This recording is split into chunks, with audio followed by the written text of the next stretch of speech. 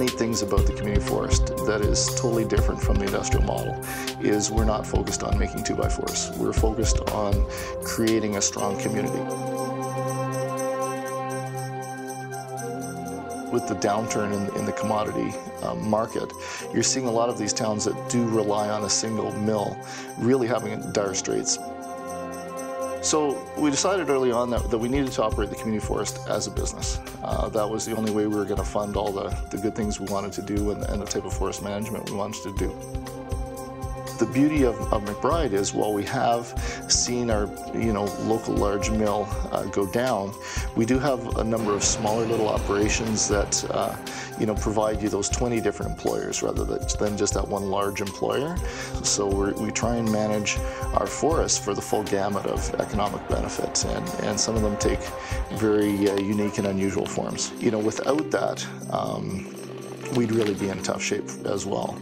Yeah, if it wasn't for the community forest in this area, I mean, I know myself personally that I'd be done logging. That'd be it, because without them, I just wouldn't survive. So it's been a really great thing for all the people that work for me and our families, and hopefully we can carry on. What a community forest does is it delinks the woodlands from the larger mills and makes us a true log market. So our business is harvesting responsibly and then selling wood on the open market. And we're looking for those small to medium-sized companies to come to McBride to set up. They don't want to be interested in running the woodlands. They just want to be able to buy the raw material, buy their product, manufacture their product, and market it. So, and we have some examples of that in the valley already. Lots of different people in here that make different products, right from people that make instrument wood to fine instruments for guitars, etc., to custom cut timbers, log homes, all that size stuff, and it really fits really tight when we can keep as much local as possible. The buck stays here. Like the 76% of this project was spent locally. We've funded a substantial capital project in terms of the McBride Community Hall, or the Robson Valley Community Center. Any money that we make gets paid to the village as a dividend, and then they use it for larger community projects. I don't believe that we should be going to these one mill towns anymore. There should be more diversification with our product line and our timber.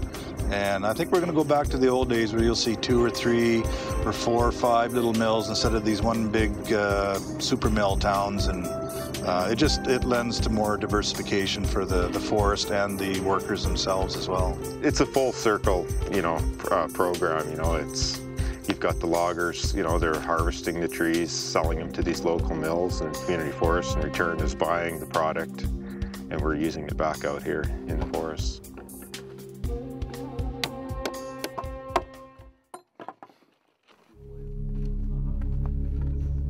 Syncro Wood Flooring is an example of a value-added facility within McBride. They take small amounts of old-growth fir, birch, Bealkill pine, and they make a high-value product. They get the wood from us, have it milled at Andrew Gibbs sawmill. He mills it up, ships it to them, they kiln dry it, and then they plane it up and mill it into high-quality wood flooring, molding, those types of products. Primarily, we're managing for visual quality. We're in a high tourist area. We're highly visible from town. Basically, everything you see from downtown is part of the community forest. Community watershed is contained within our boundaries, plus another smaller watershed users are within our boundaries.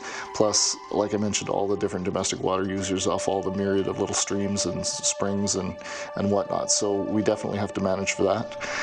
We have to manage for just a broader set of recreation values.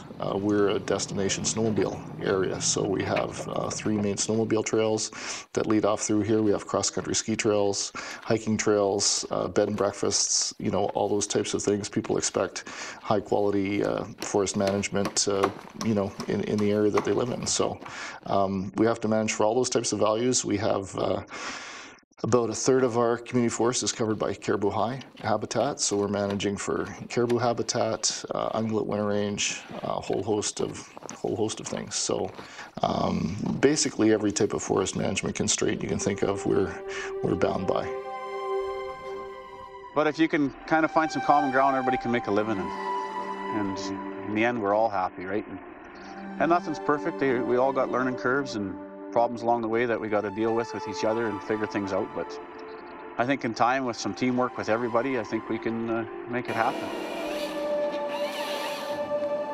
One of the things we do to try and encourage some of our smaller 1, 2-man, 3-man logging operations is we have what we call our small market logger program, where we basically sub-license these individuals to go into an area and selectively harvest products. And what they're looking for is more specialty products. They're looking for house logs. They could be looking for tone wood for guitar makers. They could be looking for just a variety of different products.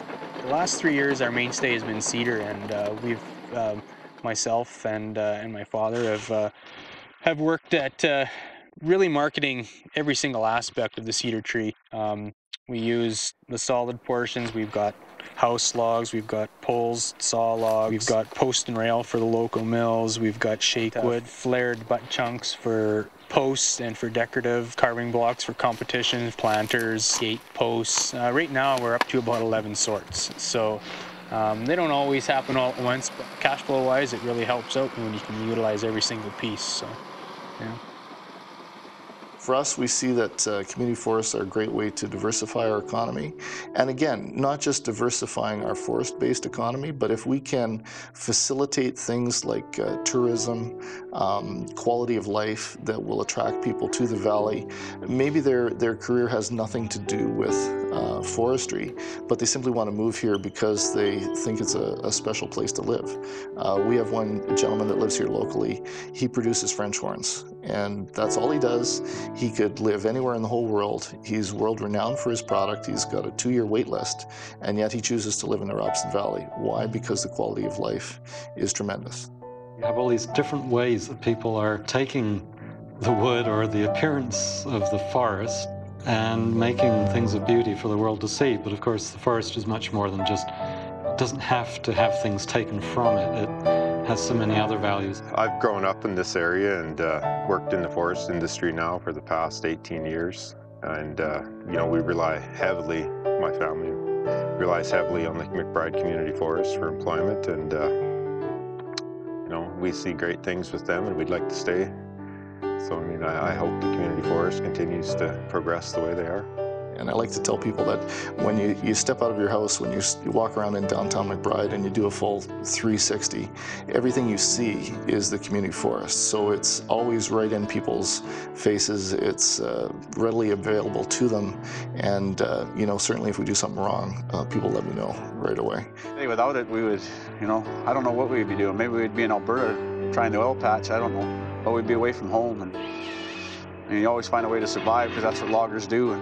But it's a tough business out there right now. I mean, I'm still optimistic. I've been involved with forestry my whole life. 3rd generation in the valley now that we've been here, and I still plan on making it my living. So I'm hopeful, and I'm still confident. It'll be around. It's just going to be some tough times.